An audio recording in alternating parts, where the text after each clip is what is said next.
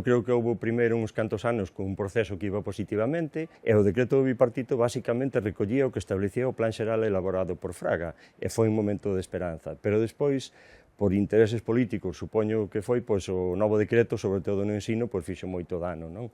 No 2010, que é o decreto que ainda estamos sufrindo. E pareceme preocupante en todos os niveis, pero sobre todo os máis pequechiños.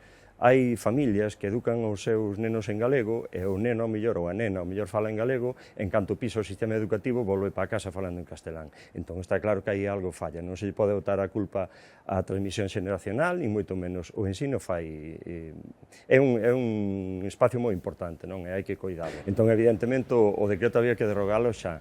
Eu creo que é absurdo, se eu teño 100 horas para aprender a montar a cabalo e a andar en bicicleta, e se xa sei andar en bicicleta, pois terei que dedicarlle máis tempo a montar a cabalo. Entón está claro que socialmente o galego está en inferioridade en relación co castelán, entón a presencia do galego no ensino ten que aumentar. A ver, o consenso pode darse, de feito eu creo que se dou precisamente cando se aprobou o plan xeral, pero tamén igual convén recordar que non rompeu, non? Eu creo que, non o digo eu, dino as hemerotecas, e creo que no ano 2010, nun acto do Consello de Cultura Galega, Agustín Bamonde, que era daquelas o portavoz de Educación do Partido Popular, explicou que non tiñan previsto levar o tema da lingua ao debate político. Sempre se di que a lingua non se debe politizar. Bueno, vale, pode que non interese que este no debate político, pero ten que haber política lingüística. Hai en todos os lugares do mundo. Eu que sei, Trump acaba de quitar o castelán da web da Casa Blanca. Esa é política lingüística. Eu penso que é recuperable. Eu non me movo na esfera política, non sei como se moven as negociacións, ni moito menos,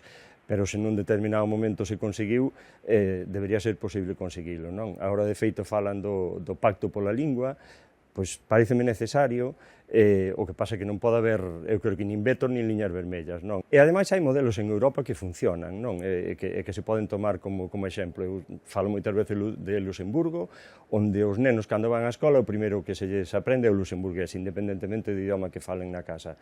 Despois vanse implementando outros e acaban tendo dominio de varios idiomas, así que pode facerse aquí, non? Fálase moito de que a xente escolle libremente. Vamos a ver, ninguén pode escoller libremente entre falar galego ou falar castelán se non domina os dos idiomas por igual.